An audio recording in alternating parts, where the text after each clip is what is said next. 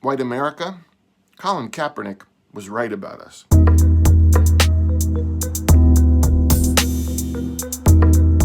He was right to kneel because when he did, he fully exposed us.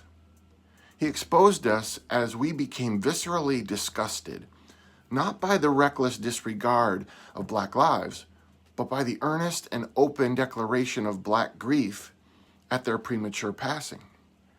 He exposed us when we felt it was our right to tell another human being how to express their personal freedoms during an anthem supposedly devoted to celebrating those personal freedoms.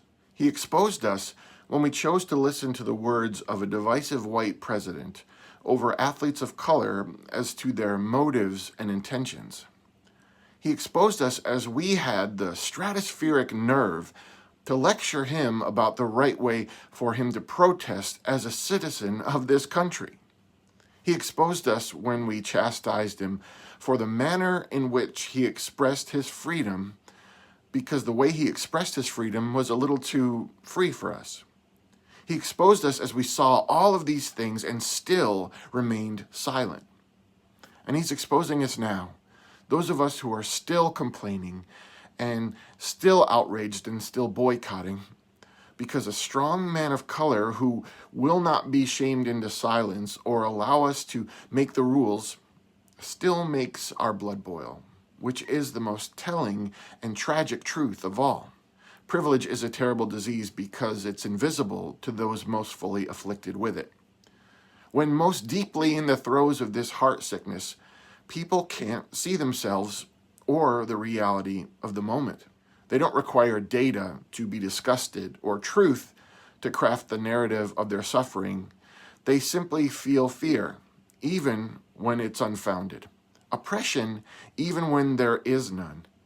Insult, even when they have no cause.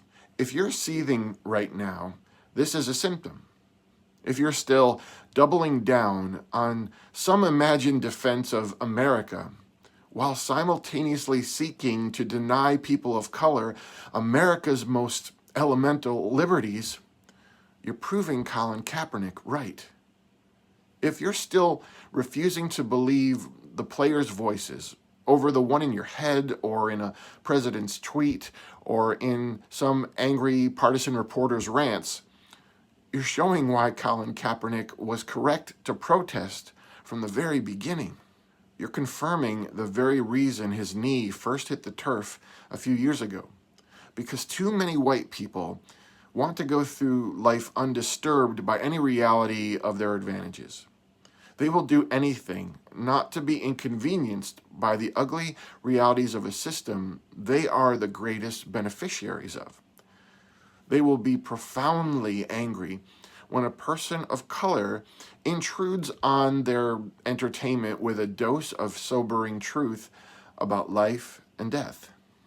They will follow the most convoluted, nonsensical thought lines if this allows them to quiet marginalized people and to evade culpability for their own prejudices toward those people.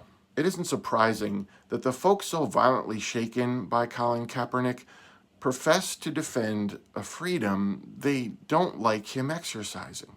They're the same ones saying that they love both America and a draft-dodging, Russian-beholden, POW belittling president. They're the same people saying they want to rewind and reclaim America's greatness while ignoring how much suffering and injustice that supposed greatness created for so many. They're the same people who claim allegiance to both Jesus and Donald Trump. Cognitive dissonance doesn't register when you're white and terrified of losing your dominance.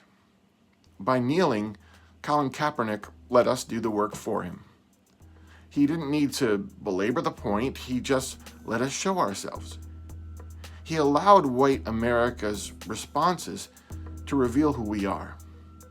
He saw something ugly in us that we didn't and still don't want to see. And he was right.